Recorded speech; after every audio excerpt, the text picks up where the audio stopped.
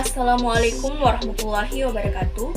Perkenalkan, nama saya Mikal Sumalimuddin, MPM 091158041928, kelas A, semester 6, Prodi Administrasi Publik, Fakultas Ilmu Sosial dan Ilmu Politik, Universitas Muhammadiyah Sedenring-Rapa.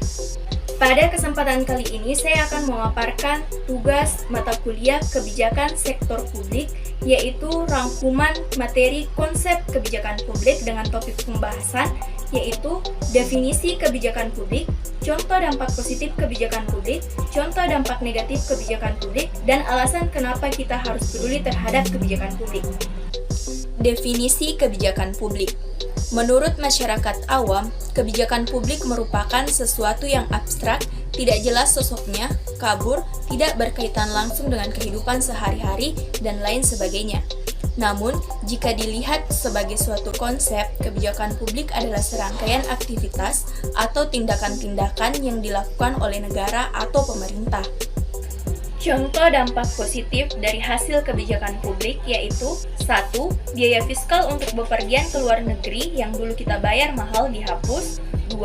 Sebagai pegawai negeri kita mendapatkan remunerasi, kenaikan gaji berkala atau kenaikan jabatan istimewa dan instansi tempat kita bekerja.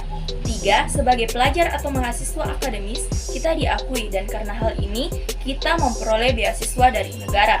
4. Kebijakan yang paling membahagiakan baru-baru ini adalah PPKM dihapuskan.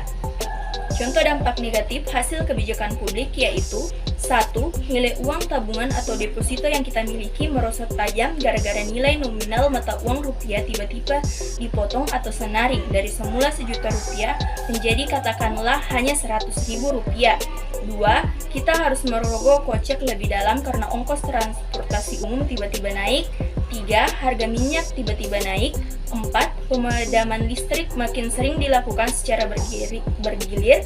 5. Barang-barang konsumsi tertentu dari produk-produk asing membanjiri pasar domestik, menggusur produk-produk lokal. 6.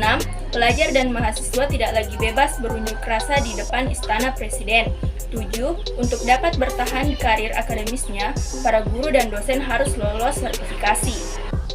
Selanjutnya, alasan kita harus peduli dengan kebijakan publik. 3 hal yang menjadi alasan kita harus paham dan peduli dengan kebijakan publik yaitu 1. Kebijakan publik mempengaruhi hidup kita sehari-hari. 2. Kita punya hak dan kepentingan untuk memastikan kebijakan publik bekerja untuk kita dan bukan kepentingan politik atau ekonomi tertentu. 3. Cobaan abad ke-21 lebih kompleks dan butuh kolaborasi lintas sektor. Menurut Mark Moore, ada 3 hal yang harus diselaraskan untuk membuat kebijakan publik yang baik, yaitu 1. Memiliki dampak yang menyejahterakan publik. Berlandaskan analisis dan bukti, kalau kebijakan tersebut akan berdampak positif bagi kesejahteraan masyarakat luas atau kelompok yang termarginalkan. 2. Dirancang sesuai kapasitas operasional. Maksudnya adalah kebijakan publik dirancang sesuai kapasitas operasional sehingga benar-benar bisa dilaksanakan. 3. Mendapat dukungan positif yang partisipatif. Artinya, kebijakan publik yang dikeluarkan mendapat dukungan politik dari berbagai pemangku kepentingan, salah satunya melalui proses yang partisipatif.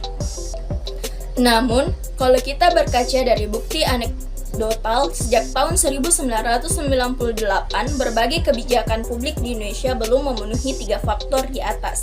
Karena, pertama, kebijakan kita masih kurang berorientasi pada dampak. Misalnya, naskah akademik yang mestinya dijadikan landasan pengajuan rancangan undang-undang pada akhirnya hanya jadi kebutuhan administrasi pelengkap, atau malah kebijakan dibuat karena formalitas atau tren, padahal seharusnya berlandaskan ilmu pengetahuan. 2. Terdapat berbagai tantangan dalam implementasi. Mengapa demikian? Karena hal ini terjadi karena jumlah praktisi kebijakan publik yang terlatih secara teknis dan strategis masih terbatas, ditambah dengan kesenjangan infrastruktur antar daerah.